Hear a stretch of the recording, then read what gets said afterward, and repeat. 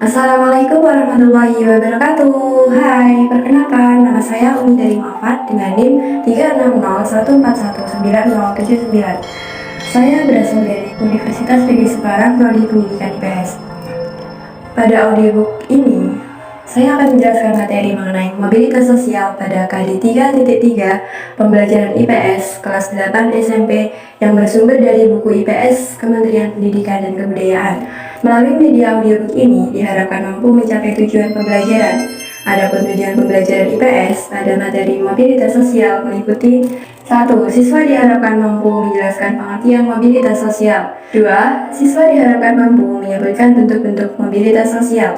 3. Siswa diharapkan mampu mengidentifikasi faktor-faktor pendorong dan menghambat mobilitas sosial. 4. Siswa diharapkan mampu mendeskripsikan saluran-saluran mobilitas sosial. Dan yang kelima, siswa diharapkan mampu menganalisis dampak mobilitas sosial. Audiobook ini akan menjelaskan beberapa poin penting dari materi mobilitas sosial. Di antaranya meliputi 1. Pengertian mobilitas sosial. 2. Bentuk-bentuk mobilitas sosial. 3. Faktor-faktor pendorong dan menghambat mobilitas sosial. 4. Saluran-saluran mobilitas sosial. Dan yang kelima, dampak mobilitas sosial. Pengertian mobilitas sosial.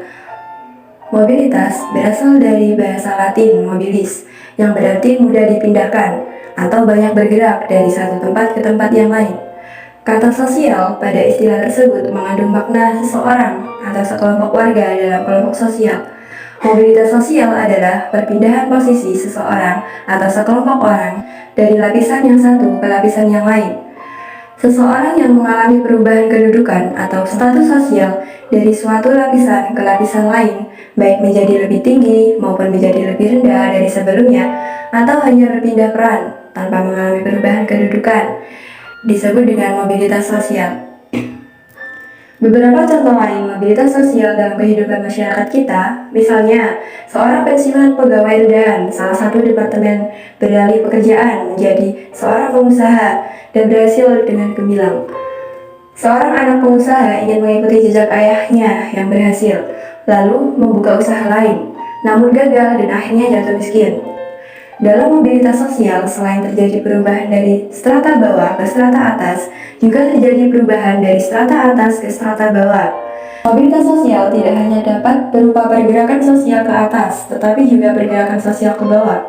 Bentuk-bentuk mobilitas sosial. Setelah mempelajari pengertian mobilitas sosial dan menemukan berbagai contoh mobilitas sosial yang terjadi di lingkungan, untuk memperdalam pemahaman kalian tentang mobilitas sosial, kalian dapat tetap menyimak audiobook ini mengenai berbagai bentuk mobilitas sosial. Berdasarkan bentuknya, mobilitas sosial dibedakan atas mobilitas sosial vertikal dan mobilitas sosial horizontal. A. Mobilitas vertikal. Apakah kalian tahu apa yang dimaksud dengan mobilitas sosial vertikal?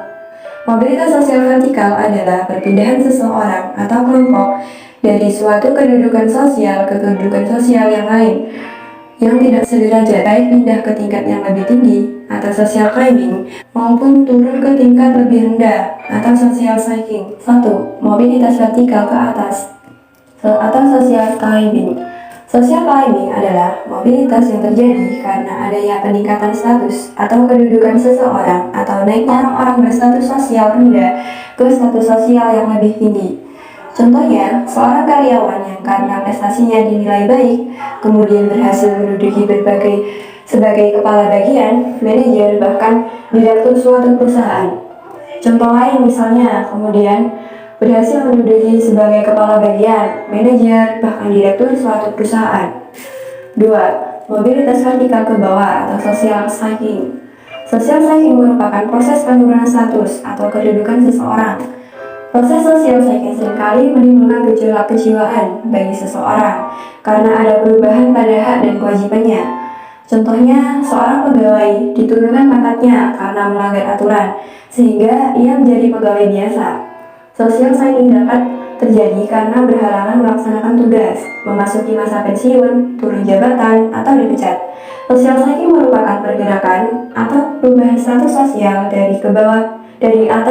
Social cycling merupakan pergerakan atau perubahan status sosial dari atas ke bawah. B. Mobilitas horizontal. Mobilitas horizontal adalah perpindahan status sosial seseorang atau sekelompok orang dalam lapisan sosial yang sama. Mobilitas horizontal merupakan peralihan individu atau objek-objek sosial lainnya dari suatu kelompok sosial ke kelompok sosial lainnya yang sederajat. Pada mobilitas horizontal, tidak terjadi perubahan dalam derajat kedudukan seseorang. Contohnya, Pak Zainoli pindah ke sekolah lain, namun tetap dalam jabatan sebagai kepala sekolah. Setelah kita mempelajari pengertian dan contoh-contoh mobilitas vertikal dan horizontal, kalian tentu memperoleh banyak poin penting bagaimana gerak kehidupan manusia. Ibarat roda yang berputar, manusia tidak selamanya menduduki jabatan yang tinggi. Karena itulah manusia harus mampu menjaga dirinya dengan baik apabila telah memperoleh kedudukan yang lebih tinggi. Manusia harus sadar bahwa kedudukan tersebut merupakan amanah yang harus dijalankan dengan baik. Lalu, apa saja faktor-faktor pendorong dan menghambat mobilitas sosial? Faktor-faktor pendorong dan menghambat mobilitas sosial. Kalian mungkin bertanya, mengapa terjadi mobilitas sosial? Apakah mobilitas selalu terjadi dalam masyarakat? Untuk menjawab pertanyaan tersebut, kalian perlu mempelajari faktor-faktor apa saja yang menyebabkan terjadinya mobilitas sosial. Terdapat beragam faktor yang mendorong dan terjadinya mobilitas sosial, yaitu A. Faktor struktural. Kalian tentu mengenal semua presiden yang pernah memerintah Republik Indonesia, seperti Soekarno, Soeharto, B.J. Habibie, Abdurrahman Wahid, Megawati, Susilo Bambang Yudhoyono, dan Joko Widodo. Ketujuh tokoh Indonesia tersebut berhasil mencapai status sosial yang tinggi berkat sistem demokrasi yang berlaku dalam politik di Indonesia. Dengan sistem demokrasi, setiap warga negara Indonesia dapat mencapai status sosial berupa jabatan politik yang tinggi. Kedudukan yang tinggi bukan lagi didasarkan pada keturunan, tetapi pada kemampuan, hingga kemudian dipercaya menjadi pemimpin. Rakyat biasa sebagaimana tujuh tokoh di atas menjadi presiden, bukan karena mereka keturunan presiden, tetapi dipilih oleh rakyat. Hal ini tentu berbeda dengan sistem pemerintahan kerajaan, di mana pengganti raja adalah keturunan sang raja sendiri. Struktur masyarakat Indonesia sangat terbuka. Orang miskin dapat mengalami mobilitas sosial setinggi-tingginya, bahkan menjadi presiden. Apabila kalian merupakan anak dari keluarga kurang mampu, jangan berkecil hati. Banyak contoh tokoh Indonesia yang berasal dari keluarga miskin. Kalian tetap dapat mengejar cita-cita setinggi-tingginya, karena mobilitas sosial masyarakat Indonesia bukan berdasarkan keturunan, melainkan prestasi. B. Faktor individu. Setiap individu memiliki perbedaan dalam sikap, pengetahuan, dan keterampilan. Dua orang memiliki pengetahuan dan keterampilan yang relatif setara, belum tentu menjadi berhasil dalam melaksanakan mobilitas sosial ke atas. Hal ini disebabkan keberhasilan individu sangat ditentukan sikap dan perilaku individu tersebut. Contohnya, dua orang sarjana dari perguruan tinggi yang sama melamar pekerjaan di suatu perusahaan. Hanya satu orang yang diterima karena dianggap memiliki ambisi dan komitmen dalam hidup. C. Faktor sosial. Setiap perjuangan diawali dari ketidakpuasan. Ketidakpuasan akan status sosial mendorong manusia untuk terus berjuang segigih-gigihnya. Setiap manusia dilahirkan dalam status sosial yang dimiliki oleh orang tuanya. Saat ia dilahirkan, tidak ada satupun manusia yang dapat memilih status. Apabila ia tidak puas dengan kedudukan yang diwariskan oleh orang tuanya, ia dapat mencari kedudukannya sendiri di lapisan sosial yang lebih tinggi. Kalian tentu juga ingin menggunakan status sosialmu. Orang tuamu juga selalu berpesan supaya kalian belajar dengan giat. Mereka berharap suatu saat kalian akan lebih berhasil dari orang tuamu. D. Faktor ekonomi. Keadaan ekonomi dapat menjadi pendorong terjadinya mobilitas sosial. Keadaan ekonomi yang baik memudahkan individu dan kelompok dalam melakukan mobilitas sosial. Kalian dapat memperhatikan berbagai fenomena masyarakat di sekeliling kita. Masyarakat yang kondisi ekonominya baik cenderung lebih mudah melakukan mobilitas sosial. Dengan kondisi ekonomi yang baik, mereka mudah untuk memperoleh modal, pendidikan, dan kesempatan lainnya. Hal ini tentu berbeda dengan masyarakat yang mengalami kesulitan ekonomi, bahkan kesulitan memenuhi kebutuhan dasarnya. Pada masyarakat yang mengalami kesulitan memenuhi kebutuhan dasar, prioritas utama adalah pemenuhan kebutuhan primer. Faktor politik. Bangsa Indonesia patut bersyukur karena memiliki stabilitas politik yang baik, kondisi negara aman dan damai sehingga para pemimpin dapat menjalankan roda pembangunan dengan baik. Semua masyarakat berperan aktif dalam pembangunan. Kondisi ini tentu berbeda dengan situasi Indonesia pada tahun 1945 sampai 1950. Pada masa tersebut, situasi politik dalam negeri tidak menentu. Belanda masih berusaha menguasai Indonesia sehingga memilih perang baru. Beberapa pemberontakan juga terjadi yang membuat pemerintah lebih sibuk mengurus keamanan negara daripada meningkatkan perekonomiannya. Hal ini jelas mempengaruhi mobilitas sosial warga negara. Kemudahan dalam akses pendidikan. Jika pendidikan berkualitas mudah didapat, tentu mudah juga bagi orang untuk melakukan pergerakan atau mobilitas dengan berbekal ilmu yang diperolehnya. Sebaliknya, kesulitan dalam mengakses pendidikan yang bermutu menjadikan orang tak menjalani pendidikan yang bagus, serta sulit untuk mengubah status karena kurangnya penguasaan ilmu pengetahuan. Selain memahami berbagai faktor yang mendorong terjadinya mobilitas sosial, kalian juga perlu memahami berbagai faktor penghambat mobilitas sosial. Beberapa faktor penghambat mobilitas sosial adalah sebagai berikut. Kemiskinan. Faktor ekonomi dapat membatasi mobilitas sosial. Bagi masyarakat miskin, mencapai status sosial tertentu merupakan hal yang sangat sulit. Salah satu penyebab kemiskinan adalah pendidikan yang rendah. Masyarakat yang pendidikan rendah berpengaruh terhadap kualitas sumber daya manusia. Akibatnya, tingkat kemudahan untuk mendapatkan pekerjaan terbatas. Diskriminasi berarti perbedaan perlakuan karena alasan perbedaan bangsa, suku, ras, agama, golongan.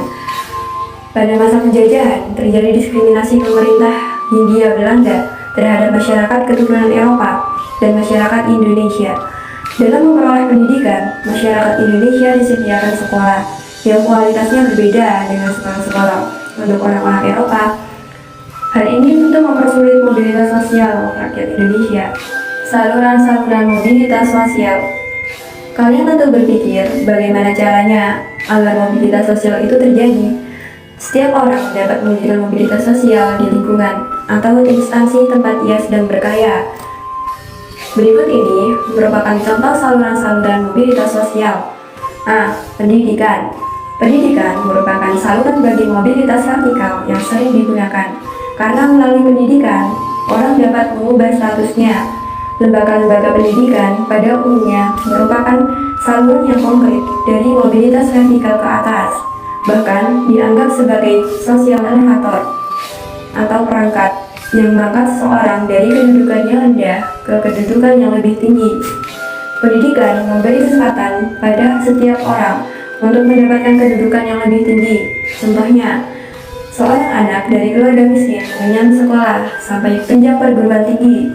Setelah lulus, ia memiliki pengetahuan dagang dan menggunakan pengetahuannya untuk ia berusaha. Setelah ia berhasil menjadi pedagang, secara otomatis status sosialnya juga meningkat. Organisasi politik. Banyak contoh orang yang meniti perjuangan karir di organisasi politik dari tingkat rendah sampai ke tingkat tinggi. Sebagai contohnya, Presiden Republik Indonesia pertama, yakni Insinyur Soekarno. Ketika mendirikan Partai Nasional Indonesia, Soekarno tidak memiliki jabatan di pemerintahan. Namun, melalui perjuangan politiknya, Soekarno semakin dikenal rakyat dan penjajah. Pada saat kemerdekaan, Soekarno dipilih menjadi Presiden Republik Indonesia. Seorang anggota partai politik yang profesional dan punya dedikasi tinggi, kemungkinan besar akan cepat mendapatkan status yang semakin tinggi dalam partainya, sampai akhirnya menjadi anggota Dewan Legislatif. Organisasi ekonomi. Organisasi yang bergerak itu antara lain dalam bidang perusahaan ataupun jasa, umumnya memberikan kesempatan seluas-luasnya bagi seseorang untuk mencapai mobilitas vertikal. Organisasi ekonomi itu antara lain koperasi dan badan usaha. Organisasi profesi. Contoh organisasi profesi lainnya yang dapat dijadikan sebagai saluran mobilitas vertikal adalah Persatuan Guru Republik Indonesia atau PGRI, Ikatan Dokter Indonesia atau IDI, Himpunan Pengusaha Pemuda Indonesia (HIPMI), dan organisasi profesi lainnya. kalian dapat menemukan berbagai organisasi profesi yang ada di Indonesia. Bagaimana organisasi profesi dapat menjadi sarana saluran mobilitas vertikal? Karena organisasi profesi merupakan himpunan orang-orang yang memiliki profesi yang sama, sehingga mereka akan lebih kompak dan kuat memperjuangkan profesinya. Dampak-dampak mobilitas sosial. Berikut ini beberapa dampak positif terjadinya mobilitas sosial. A. Mendorong seseorang untuk lebih maju. Terbukanya kesempatan untuk pindah dari strata ke strata lainnya menimbulkan motivasi yang tinggi pada diri seseorang untuk maju di berbagai bidang. B. Mempercepat tingkat perubahan sosial. Mobilitas sosial akan lebih mempercepat tingkat perubahan sosial masyarakat ke arah yang lebih baik. Contohnya, Indonesia sedang mengalami perubahan dari masyarakat agraris ke masyarakat industri. C. Meningkatnya integrasi sosial. Terjadinya mobilitas sosial dalam suatu masyarakat dapat meningkatkan integrasi sosial.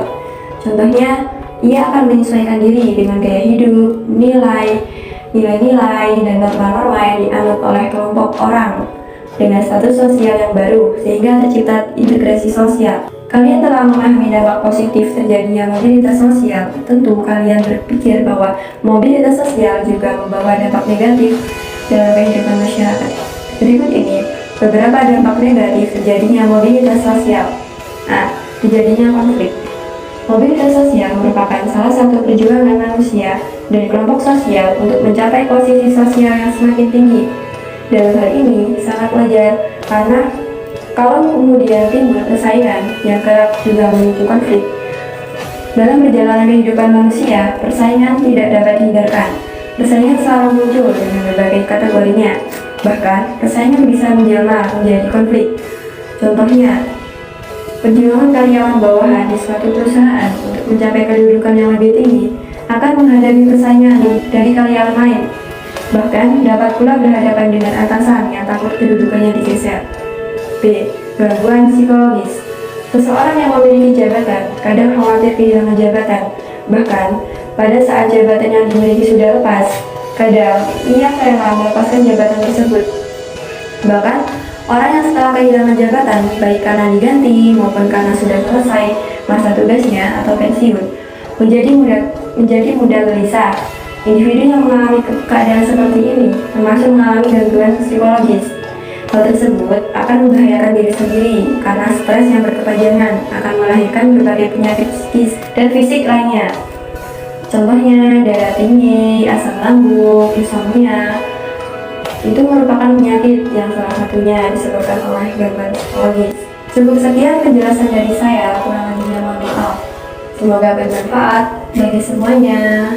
Wassalamualaikum warahmatullahi wabarakatuh.